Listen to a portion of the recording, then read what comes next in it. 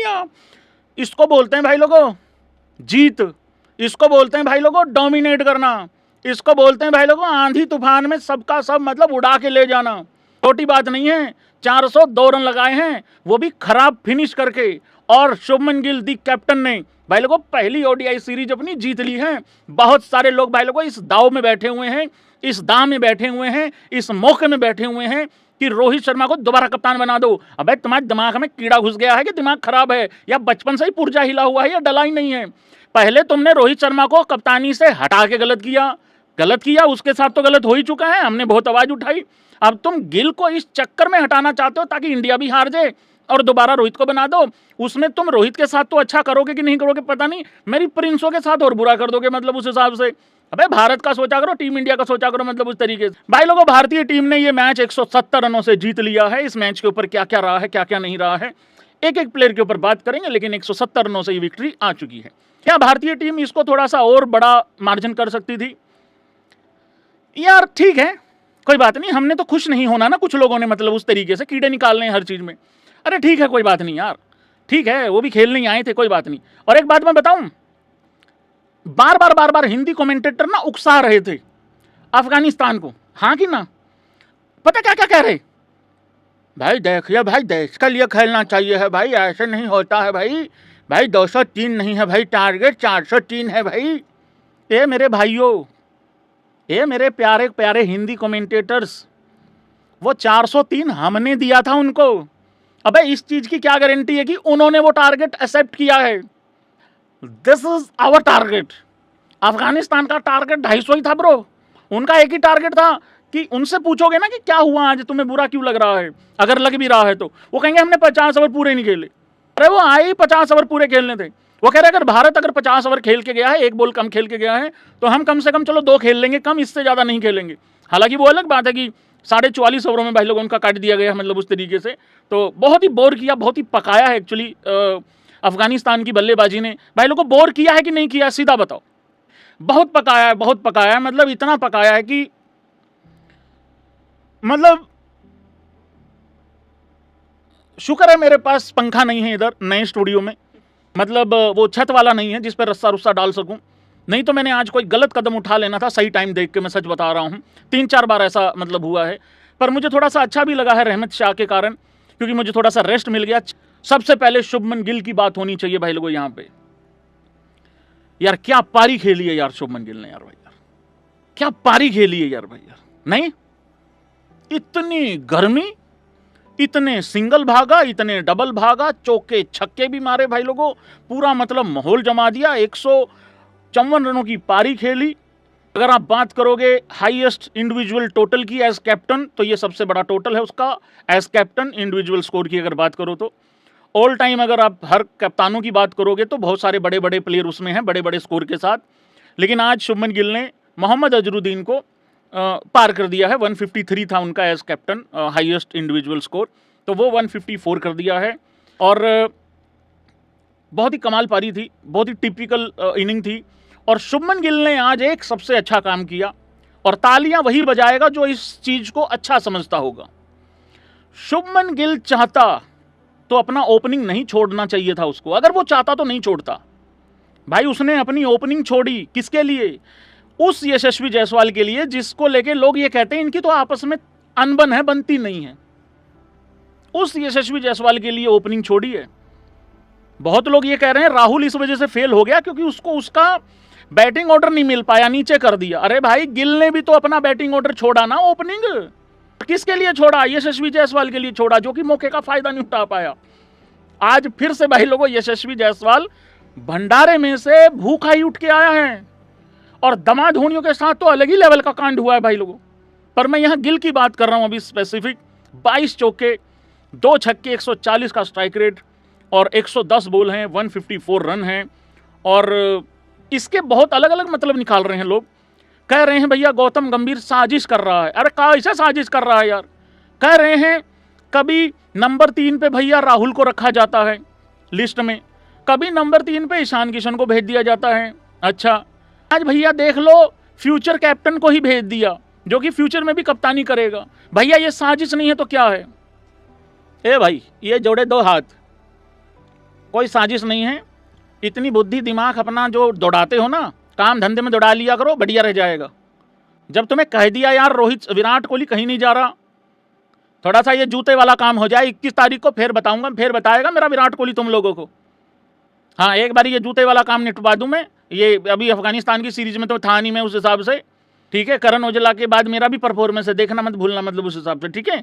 कोई दिक्कत नहीं है यार, उसके गलत गलत मतलब मत निकाला करो। पर शुभमन गिल की बहुत ही क्लास इनिंग थी, क्रैम्प्स भी पड़ रहे थे, हालत ख़राब हो रही थी, गर्मी है।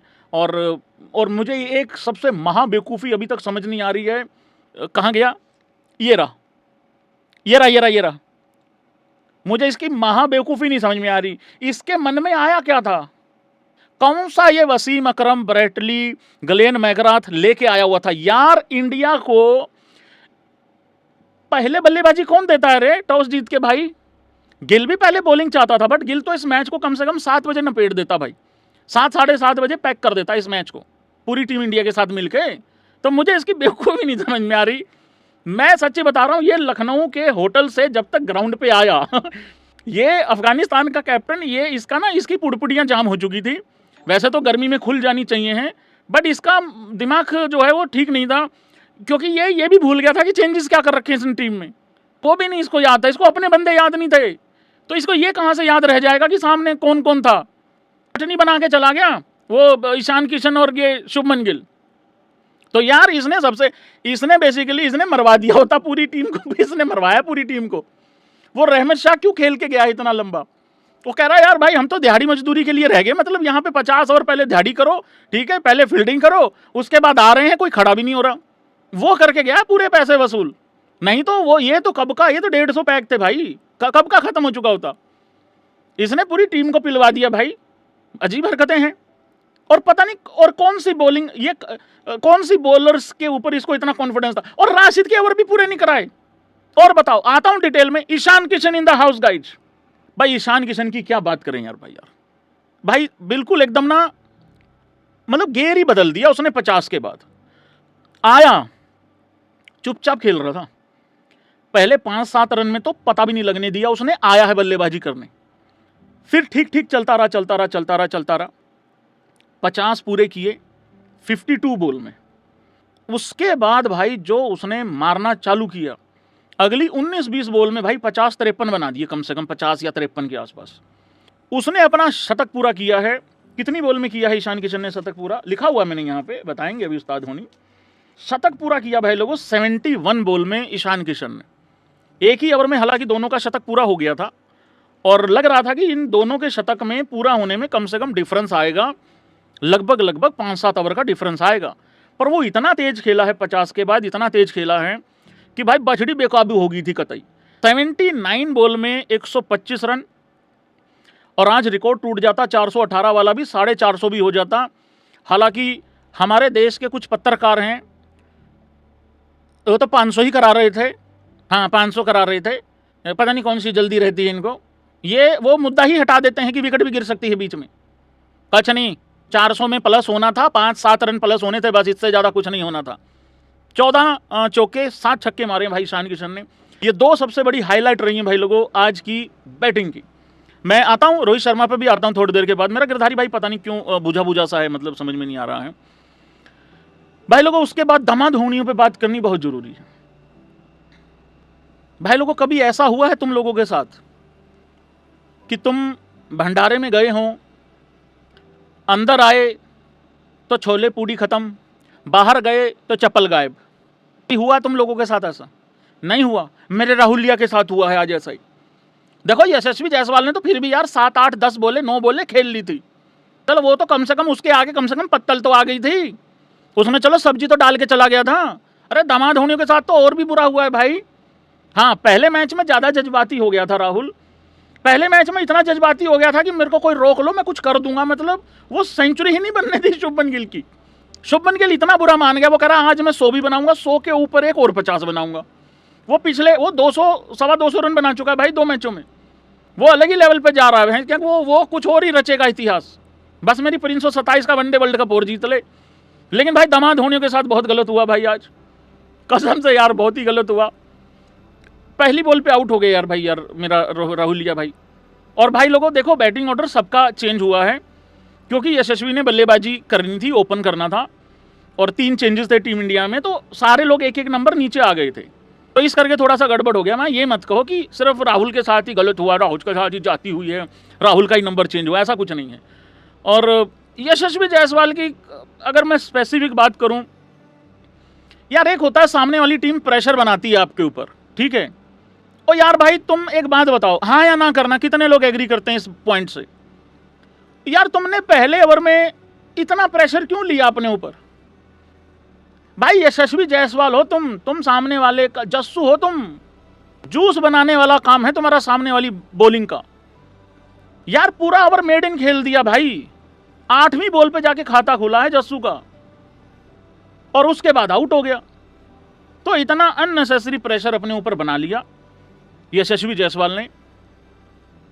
और मेरे को पता नहीं ऐसी फील आ रही थी उस टाइम पे कि शुभमन गिल जब ओपन करता है रोहित के साथ, तो लोगों को ये लगता है कि रन आउट ना करा दे शुभमन गिल। मुझे ये लग रहा था ये रन आउट तो नहीं कराएगा, ये इतना प्रेशर बना देगा कि गिरधारी भाई वैसे उल्टा शॉट ना खेल के चला जाए। पर गिरधारी भाई ने तो जो उल्टा खेलना था वो तो चलो छोड़ो, ठीक है, वो वही खेल के चला गया यशस्वी जायसवाल। भाई आईपीएल तुम्हारा उतना ठीक नहीं गया, ठीक है, वनडे में तुम्हें परमानेंट रख नहीं रहे हैं। आज मौका मिला था, देखो मौका तो ईशान किशन को भी बराबर ही मिला है, तुमको भी मिला है, वो नोच खाया और तुम नोच नहीं खा के आए हो। क्या कर रहे हो यार भाई? यार 4 रन पे आउट हो गया यशस्वी जायसवाल, 9 बॉल में 1 चौका मारा है, बाकी कुछ नहीं भाई, खुद ही प्रेशर बना लिया अपने ऊपर। और पहले ओवर में 6 की 6 बॉलें डॉट खेलने वाली थी भी नहीं, उसमें से कम 2 से 3 बॉलें तो थी मारने वाली। पता नहीं भाई यूं ही करता चला गया। तो ये हुआ है थोड़ा सा सिस्टम यहाँ गड़बड़। भाई लोगों, Rohit Sharma fans in the house guys कहाँ हैं? यार देखो मेरे हिसाब से रोहित शर्मा का फेलियर तो नहीं बोल सकते हैं इसको, पर मुझे ना आज रोहित शर्मा को देख के ना बार बार चिंता बहुत हो रही थी। बड़ा ही बुझा बुझा सा नजर आ रहा था रोहित शर्मा पूरे मैच में, जब तक फील्डिंग हो रही थी पूरा बुझा बुझा सा नजर आ रहा था। अब तुम कहोगे भैया इससे पहले कौन सा वो उछलता कूदता रहता है, अरे नहीं वो बात नहीं है यार, थोड़ा सा सैड सा ही नज़र आया है पूरे के पूरे मैच में। मतलब वो होता है ना एक शरारतीपना, वो नहीं नज़र आया। इवन कुलदीप और रोहित शर्मा के बीच में भी कोई उस तरीके से चर्चा नहीं हुई जैसे होती है अक्सर। रही बात बल्लेबाजी की, 39 बॉल में 48 रन आए हैं। देखो हमारी एक्सपेक्टेशंस थी कि वो 70-80 बनाए, सेंचुरी बनाए। एक तो आया था टॉस के टाइम पे ही कह रहा था 264 का रिकॉर्ड खतरे में है, ये तो खैर दुखी होने वाली बातें होती हैं, लेकिन हाँ 70-80 रन तो आ सकते थे, वो नहीं आए। राशिद ने बहुत गजब का बोल्ड मारा और वही कर सकता था, बाकी तो कोई था भी नहीं। अच्छा दिखा बहुत अच्छा है 48 रन बनाने में। मेरे को ऐसा लग रहा है गिरधारी भाई ने अब ज़्यादा कन्फ्यूज कर दिया सब लोगों को। पहले मैच में तो कम से कम फेलियर ही हो गया था ना, रन आउट हो गया था। जो एजेंडाधारी थे वो कम से कम क्लियर तो थे कि रोहित को बाहर निकालो, वो क्लियर थे। लेकिन अब थोड़ा सा मुझे लग रहा है गिरधारी भाई ने अपने साथ साथ सबको कन्फ्यूज कर दिया कि ऐसे रन बना के जाऊंगा बेटे, ना तो ये कह पाओगे फेल हूँ, ना ये कह पाओगे कि कमाल ही कर दिया। तो वो चीज़ हो रही है भाई लोगों यहाँ पे। लेकिन रास्ता बहुत लंबा है भाई 2027 का, पता नहीं अब लंबा सा नज़र आ रहा है भाई, पता नहीं यार क्यों। मैं दिल नहीं तोड़ना चाहता किसी का, बट यार मुश्किल कर रहे हैं यार ये लोग। तुम समझ रहे हो कि नहीं समझ रहे हो? पता नहीं यार भाई, समझ रहे हो कि नहीं समझ रहे हो? तुम समझ रहे हो ना यार भाई, तुम समझ जाओ प्लीज़, मेरी रिक्वेस्ट है, ठीक है। देखो मैं बता देता हूं तुम लोगों को कि क्या करना है, ध्यान से सुनना सारे भाई। अगले मैच में रोहित का कम से कम 80 रन चाहिए, इससे नीचे नहीं चाहिएगा। इंग्लैंड वाली सीरीज में कम से कम 2 सेंचुरी चाहिए। अच्छा अब तुम ये कहोगे भाई उसके बाद क्या हो जाएगा? उसके बाद रोहित शर्मा पक्का 2027 का वनडे वर्ल्ड कप खेल लेगा। मैं बताता हूँ तुम लोगों की रियलिटी क्या है। रियलिटी ये है कि अभी कम से कम साल सवा साल पड़ा हुआ है, ठीक है, वर्ल्ड कप के लिए। देखो इतने लंबे टाइम में ना कभी भी 1 या 2 सीरीज खराब जा सकती हैं। कौन कौन मानता है कि खराब जा सकती हैं? ऐसे कर दो, 1 या 2 सीरीज तो खराब जा ही सकती हैं यार, किसी की भी जाएंगी, यंगस्टर की भी जाएगी। तो ये देखो यंगस्टर तो इस करके बाहर नहीं जाएगा क्योंकि वो तो यंगस्टर है ना, भविष्य है देश का, उसकी तो बहुत क्रिकेट बची हुई है। लेकिन रोहित शर्मा के साथ ऐसा हो जाएगा, अगर 1-2 सीरीज, अगर नहीं होगी, खराब होगी 1-2 सीरीज, तो जैसे ही 1-2 सीरीज खराब हुई भाई साथ की साथ जो है मामला गड़बड़ा जाएगा और इनका कोई भरोसा नहीं है ये कब घर बैठे रिटायर करवा दें, किसको करवा दें। तो वो है थोड़ा सा मामला यहाँ पे। तो इस करके आज अगर रन आ जाते थोड़े ज़्यादा बड़े तो और अच्छा हो जाता, और ये रन आते ही रहने पड़ेंगे। तो मेरे से ये मत पूछना क्योंकि बहुत सवाल आते हैं, भैया रोहित शर्मा का बता दो क्या रहेगा क्या रहेगा। हाँ, विराट कोहली का मैं तुम्हें पेपर पे लिख के देने को तैयार हूँ, वाइट पेपर पे लिख के देने को तैयार हूँ लिख के। उसको कोई नहीं हिला सकता 2027 के वनडे वर्ल्ड कप तक, कोई नहीं, मतलब कोई नहीं, वो गारंटी है।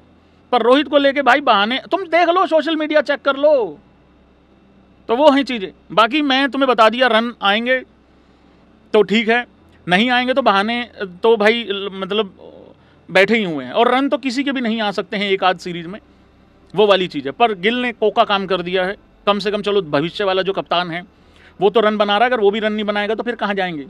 तो सारे के सारे भाई मलिया मेटी हो जाएगा मामला, मतलब उस हिसाब से। ठीक है कि नहीं है। पहले को प्रिंस यादव का आज डेब्यू हुआ। पहले तो मैंने हर्ष दुबे को बाहर किया, मैंने टॉस टाइम पे कहा था कि गलत किया, एक ही मैच के बाद बाहर बिठा दिया तुमने यार, ऐसा थोड़ी होता है। पहले को 10 में से कितने नंबर दोगे तुम प्रिंस यादव को? एक यार भाई विकेट मिल जाता है शुरू में ही प्रिंस यादव को, दांत मत निकालना, लेकिन मैं एक बात बोलने वाला हूं और बहुत फैक्ट है उस पे, उस बात में। और दो दो इमोजी डालेंगे हंसने के जो एक्चुअली मेरे से एग्री करते हैं। भाई सबसे गंदा कटा है प्रिंस यादव ने जब विकेट लिया ना 9 बॉल पे, सबसे भयानक कटा है उस टाइम पे आकाश चोपड़ा उस्ताद होनियों का। मैं बताता हूं कैसे। आकाश चोपड़ा जी दोपहर को 11:30 बजे से रट्टा मार रहे थे कि प्रिंस यादव का डेब्यू होने जा रहा है, और प्रिंस यादव के पहले ही विकेट पे वे लाइटों के बंद होने के बाद, ग्रीन के बाद आगे बढ़ते हुए ये लड़का एकाना स्टेडियम में पहला विकेट निकाल लिया है। आगे से पीछे से भौंपू बज गया, 9 बॉल। उसके बाद जब प्रिंस यादव ने पहला विकेट लिया, आकाश चोपड़ा भी लाइक थारी भान के मार तारी के सारा काम खराब कर दिया भाई। ओ यार उस्ताद जी रट्टा मार के आए हुए थे भाई, सारा रट्टा खराब करवा दिया यार भाई यार। तो भाई विकेट मिल गया था शुरू में ही, वो थोड़ा सा 9 बॉल हो गया और अच्छा नहीं लगता ऐसे ना। वैसे नॉर्मल तरीके से अगर 9 बॉल डल जाए तो कोई नहीं, पर करियर का पहला ही विकेट था यार भाई यार, वो 9 बॉल नहीं होना चाहिए था। मैं इंपायर होता मैं बिल्कुल ना देता, इस वजह से ना देता। वैसे भी बड़ी फुद्दू इंपायरिंग होती है, उसमें क्या है, तो मैं नहीं देता मतलब। लेकिन यार वो 9 बॉल दे दिया वहां पे, तो उस तरीके से भाई थोड़ा सा गड़बड़ हो गया।